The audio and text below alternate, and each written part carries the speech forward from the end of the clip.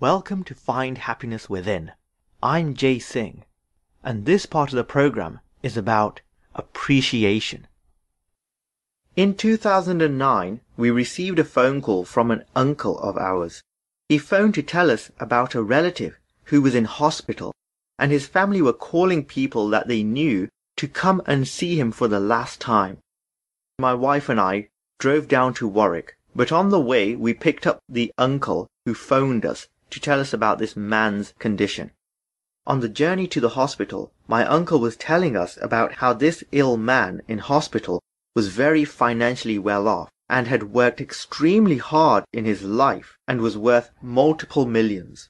When we got to the hospital, we entered into the waiting room where all of his family had gathered. His wife made it clear to us that the doctor said that there is nothing they could do for him and that they estimate he had around a month to live, and that her husband, who was the patient, wasn't to be told any of this so that he remains optimistic and hopeful.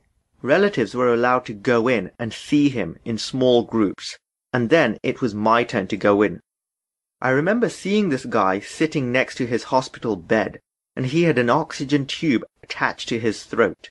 He looked so helpless. It was very difficult to see someone I had always known as being a kind, a nice person, and always willing to help, in such a struggle for his life. It is difficult to see anyone in this kind of a struggle, whether you know them or not. This man was sitting there fully aware of the fact that we were there to see him, with a look of desperation in his eyes. He seemed to be glad that we came to see him. I recall that even though his condition was in such a state, he picked up a small plate of grapes and pushed them towards us to offer us some grapes.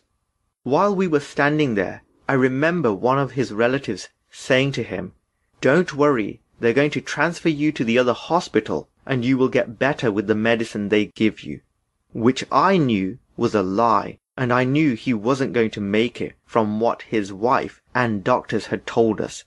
I remember standing there thinking about the words my uncle said during the car journey down, about this man's financial wealth.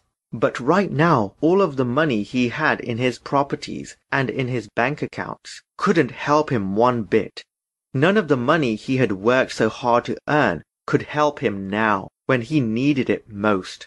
And I thought to myself, at one time he was exchanging his time away from family for money.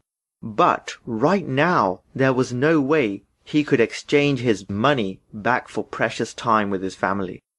Right now, his hours in this world were limited, and time was a fairly more valuable commodity to him at this stage in his life than money. I'm sure if he could have exchanged his money for his time, he would have. He had spent long hours earning more money than he was ever going to need in his life.